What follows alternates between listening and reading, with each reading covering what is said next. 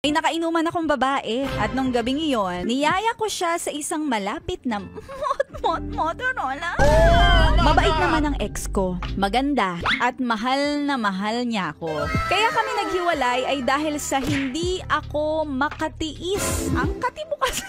Charot. Hindi na ako makapaghintay. Sabi niya kasi, hintayin ko lang ang araw na kami ay kasal na. Ibubuhos niya ang lahat-lahat. Papatikim niya ang luto ng Diyos. Ay, ang matagal ko nang inaasam, ang virgin coconut oil niya. Naghintay naman ako. Mabot na nga ng 2 taon. Wala akong iba. At sa mga naging girlfriend ko, siya lang ang challenging dahil hindi talaga niya isinusuko ang bataan.